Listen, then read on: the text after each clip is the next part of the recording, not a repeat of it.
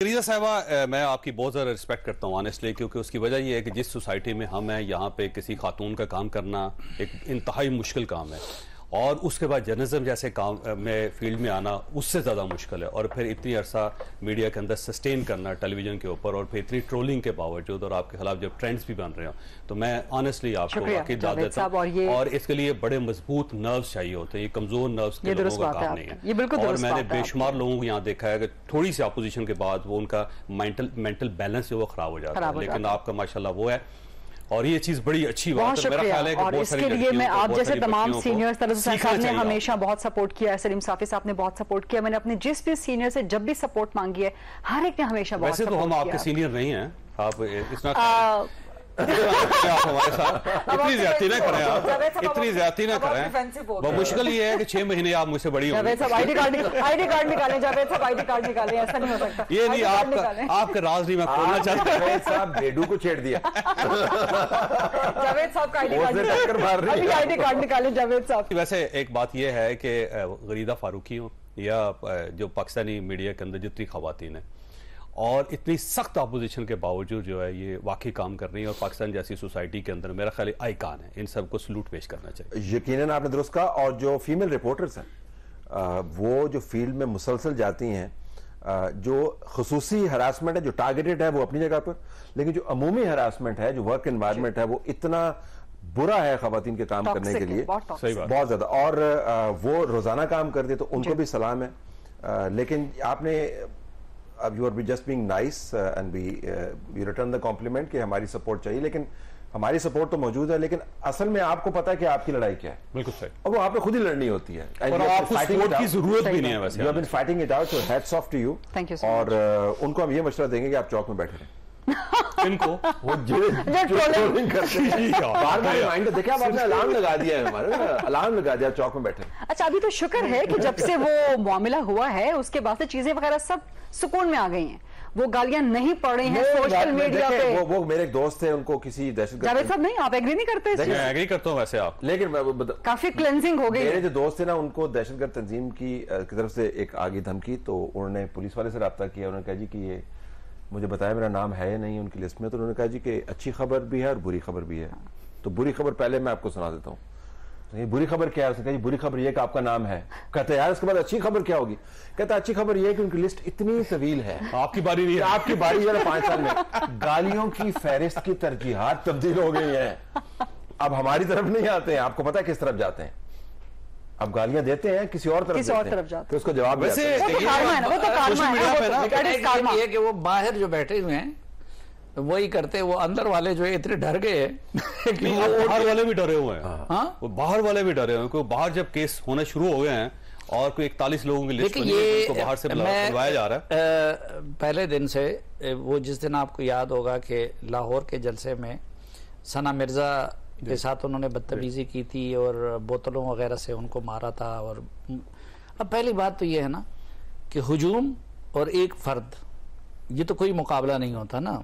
हुजूम तो अगर इधर हम 3 बंदे भी हो और उधर से हजूम आ जाए तो हजूम की तो ना मेंटलिटी होती है, ये कोई बहादुरी तो नहीं होती ना। बहादुरी तो तब होती है कि भाई वो भी अकेला है और आप भी अकेले हैं और उधर आके वो कोई इकदाम करें। दूसरा, फिर ये बेगैरती की इंतहा है। गाली देना बजाते खुद ये बेगैरत होने की निशानी होती है। जो गैरतमंद आदमी होते हैं वो गोली चला सकता है और गोली खा सकता है, लेकिन वो न गाली देता है और ये उसकी आदत नहीं होती। और फिर खवातीन के मामले में, यानी खवातीन के साथ तो इस चीज़ के हमारी सोसाइटी में और यकीनन आपकी सोसाइटी में भी ऐसा है। अभी आपने खामखा वो किया कि चलो बदकिस्मती। अच्छा, इसमें पंजाबी पश्तून की कोई डिस्क्रिमिनेशन नहीं है, माशाल्लाह पूरा पाकिस्तान खुद कफील है विदाउट एनी सब नेशनैलिटी। पूरा पाकिस्तान माशाल्लाह खुद, और ये पेशावर से लेके कराची तक बलोचिस्तान। और इसमें ये तफरीक भी नहीं है कि आप प्रो या एंटी हैं। हाँ, बस उनकी अपनी जमात की खवातीन के साथ जी जो कुछ होता है जलसों के अंदर होता रहा है, और उनमें से अगर किसी ने जरा से भी हिम्मत की कि उस बात के खिलाफ जाने की कोशिश भी की, तो उनके साथ क्या कुछ हुआ। तो ये एक कैफियत है। ये आज से कई साल पहले आपको याद होगा, शायद मजारी साहब नाराज हो गई थी, उन्होंने उधर एक तकरीर की थी और फिर उन्होंने खुद प्रेस कॉन्फ्रेंस करके कहा था कि भाई मैं तो क्या, मेरी बेटी के साथ इन्होंने क्या किया, ईमान मजारी के साथ तरीके, जो जावेद हाशमी के साथ किया उन्होंने, उनकी साहबजादी के साथ जो किया, फौजिया कसूरी साहिबा के साथ जो कुछ किया गया।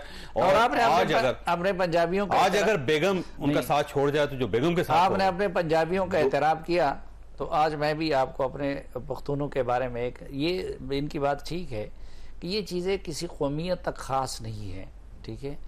बहादुर तरीन लोग वो किसी भी कौमियत में हो सकते हैं, बुज़दिल तरीन लोग किसी भी कौमियत में हो सकते हैं, बाहया लोग किसी भी कौमियत में हो सकते हैं। मसलन ये मैं आप पख्तूनों में एक चीज़ है कि वो इंतहा पसंद है, वो बेगैरत हो जाए तो भी इंतहा के दर्जे तक होता है, वो गैरतमंद हो जाए तो भी इंतहा की हद तक हो जाए।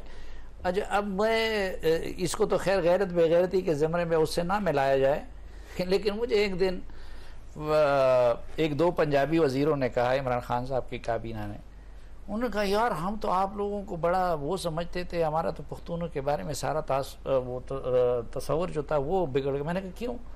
कहते हम पूरी रात मेहनत कर लेते हैं, इमरान खान साहब की खुशामद के फ़िक्रे तैयार कर लेते हैं। कहते वो तुम्हारे पख्तून वजीर काबीना में हमें मौका ही नहीं देते। माशाल्लाह, देखे ना, अच्छी बात है। लेकिन आज से आप अपने सूबे को पसमाना कहना बंद करें क्योंकि कोई एक सनत है, कोई एक बहुत तरक्की याफ्ता है।